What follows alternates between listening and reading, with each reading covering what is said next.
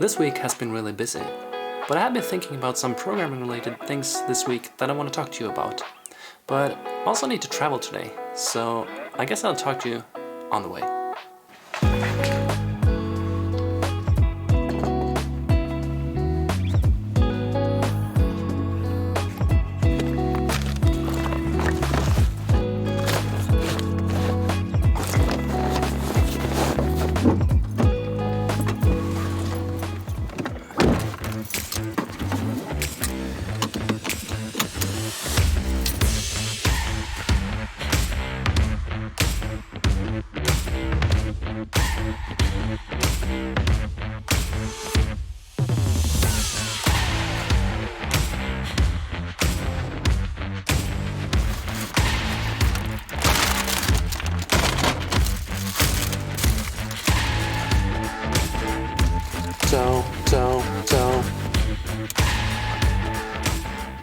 This week I was scrolling Twitter and I came across this post by James Shore.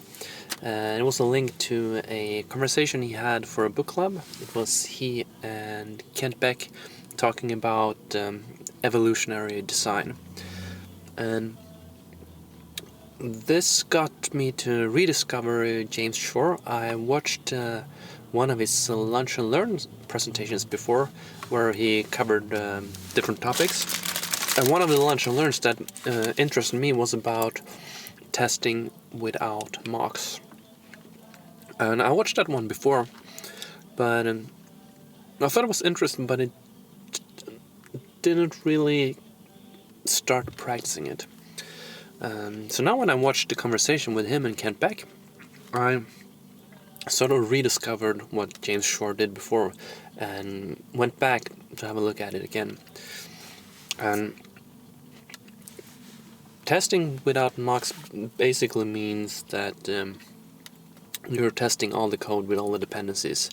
And James Shore talks about a trick where you can isolate yourself from the rest of the world. Like at the very bottom of your system, you introduce some kind of test double so that you, for example, you don't access the database or something like that.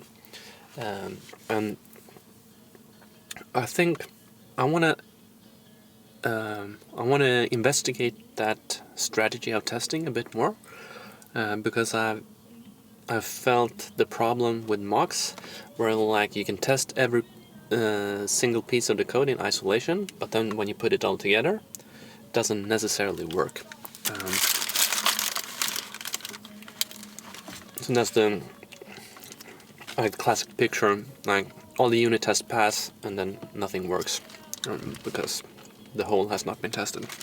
Also, I rediscovered Kent Beck a bit, because I remember a long time ago I purchased a screencast series from Pragmatic Programmer, I think, where Kent Beck showed how to do test-driven development.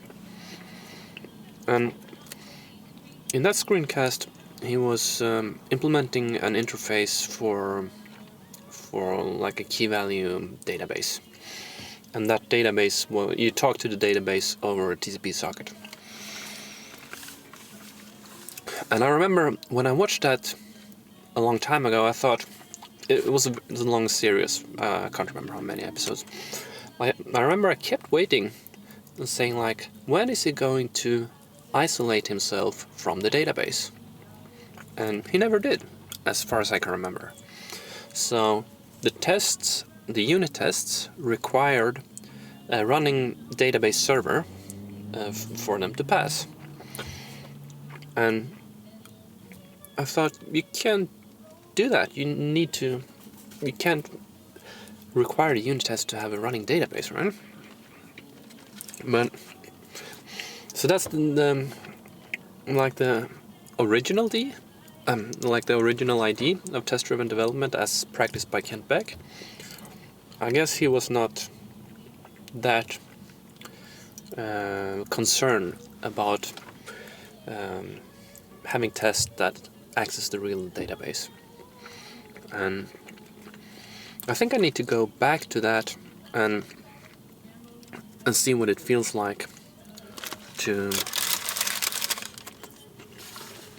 to work like that. But, and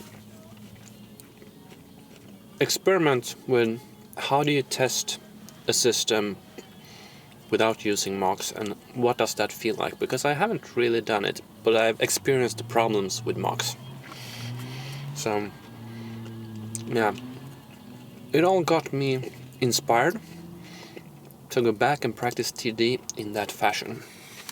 So in that spirit, I did a TDD search on YouTube and found this presentation called something like TDD, Where Did It All Go Wrong?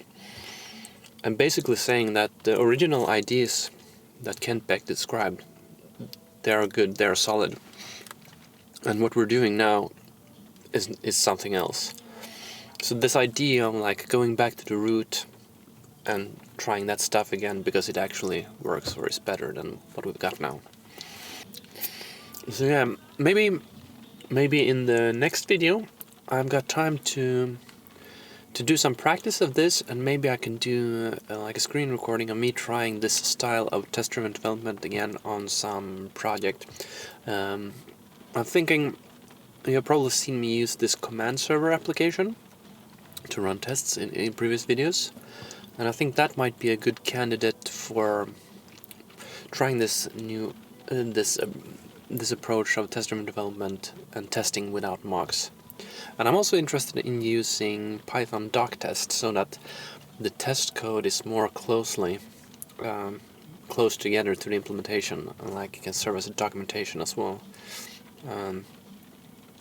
Yeah, so hopefully I got time to do that for the next video, but now I gotta finish up this burger and continue my travel.